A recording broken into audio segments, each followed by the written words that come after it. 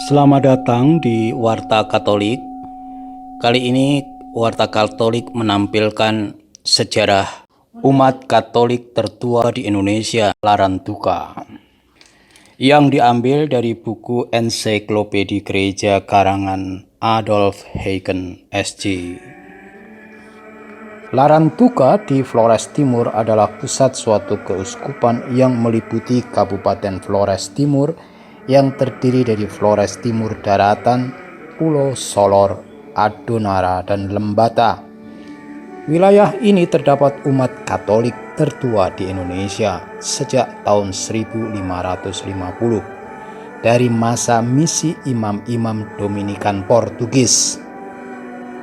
Sebelum Pastor Antoni Ope membaptis banyak orang di Flores dan kurang lebih 5.000 orang di Pulau Timor, rupanya sudah terdapat orang Katolik pribumi yang ditobatkan oleh saudagar-saudagar Portugis.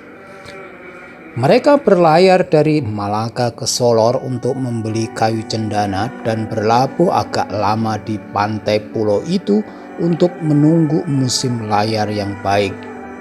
Di antara umat pertama terdapat juga Raja Larantuka yang mendapat nama baptis Juan Resino. Demikian juga tahun 1556 seorang kapten kapal dagang Portugis membaptis Raja Kampung Lohayong Solor. Pada tahun-tahun kemudian beberapa misionaris singgah di wilayah itu. Tetapi pewartaan secara resmi baru dimulai 3 misionaris Dominikan tiba dan kemudian menetap di Lahayong tahun 1562. Oleh karena itu misi tersebut dinamakan misi Solor. Semula para misionaris dapat berkarya dengan tenang. Pada tahun 1598 sudah terdapat 25.000 orang beriman. Jumlah ini meningkat menjadi 50.000 orang pada tahun 1606. Tetapi dengan kedatangan kapal-kapal VOC di perairan itu yang bekerja sama dengan beberapa raja non-Katolik, umat muda itu diganggu terus. Pada tahun 1613, benteng Lahayong yang didirikan para misionaris untuk melindungi diri dari umat direbut oleh VOC. 7 misionaris, 30 tentara Portugis dan sekitar 1.000 umat beriman pindah ke Larantuka, dan sejak waktu itu Larantuka menjadi pusat umat Katolik Flores Timur. Walaupun diganggu terus, umat Larantuka dapat mengatasi aneka ancaman terhadap eksistensinya, baik yang dari luar, yaitu serangan dari Raja Goa, orang Adonara, pemberontakan di Solor, tentara Portugis yang ingin menertibkan keadaan, dan kapal-kapal VOC, maupun yang dari dalam seperti tahayul hidup seperti orang tak beriman karena lama tidak dikunjungi iman, dan lain-lain. Mengenai misi Solor dan Timor pada umumnya, banyak misionaris dan orang beriman mati sebagai martir dalam serangan-serangan perompak dari Sulawesi Selatan dan tentara VOC yang berkoalisi dengan sultan-sultan Islam.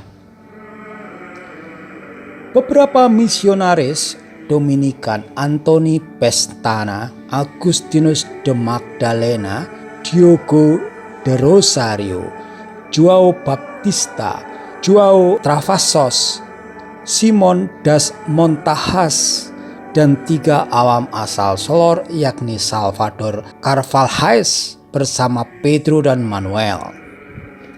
Pada tahun 1859 Portugal melepaskan segala haknya atas Flores dan Belanda mengambil wilayah itu dengan janji akan mengutus misionaris kepada jemaat-jemaat Katolik yang masih ada.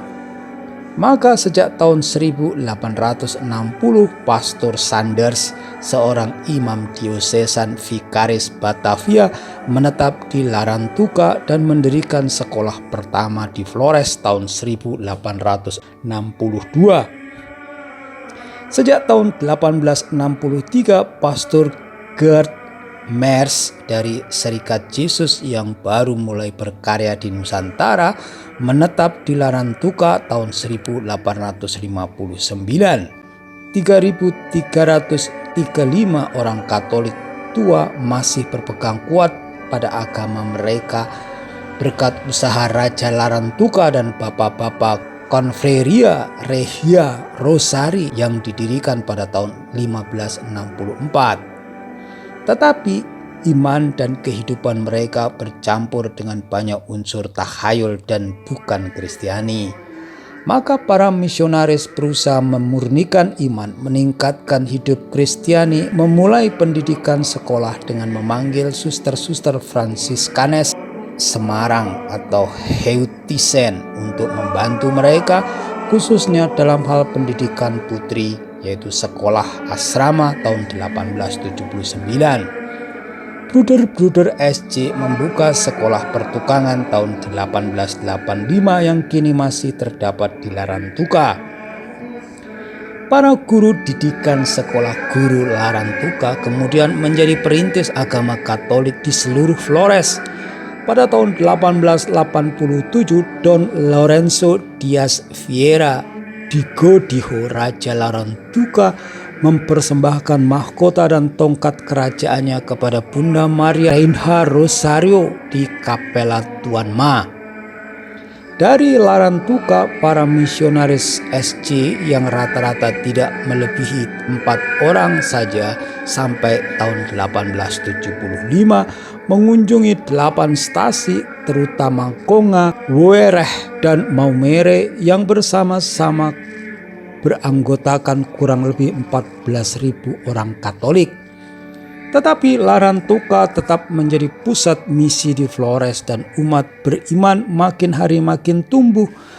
Pastor Yesuit berakhir di paroki Larantuka adalah P.A. van der Helden.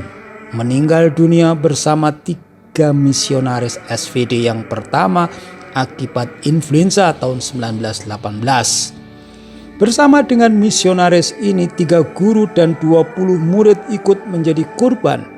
Para misionaris SVD sejak 1917 memulai penginjilan di pedalaman Pulau Adonara, tempat mereka membuka sekolah Katolik pertama tahun 1923 dan stasi tetap 1925. Di Pulau Solor dan Lomblen juga dimulai karya pendidikan rakyat dan pewartaan Injil. Pulau-pulau itu pernah mempunyai umat Katolik pada abad ke-16 dan abad 17 dan dikunjungi oleh misionaris Jesuit secara teratur, maka jumlah orang Katolik dari 1888 sampai 1959 meningkat dari 5.800 orang menjadi 118.449 orang beriman. Pada tahun 1950 dibuka Seminari Menengah San Domingo Hokeng.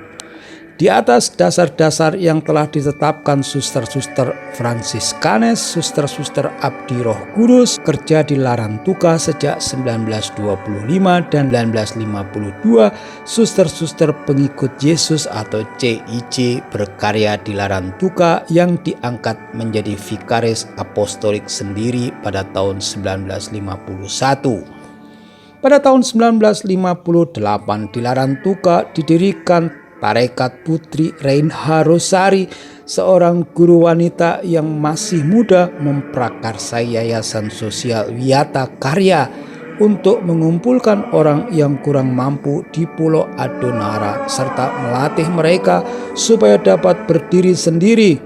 Di banyak paroki laki-laki muda merantau sampai ke Malaysia hingga ibu-ibu tinggal sendiri dan bapak-bapak tidak dapat ikut mendidik anaknya.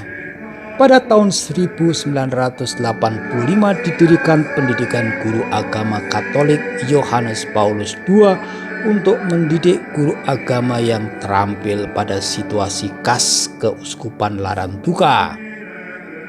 Umat Katolik Keuskupan Larantuka sejak 1947 Sampai tahun 1982, Kabupaten Alor dan Pantar diserahkan kepada Keuskupan Agung Kupang.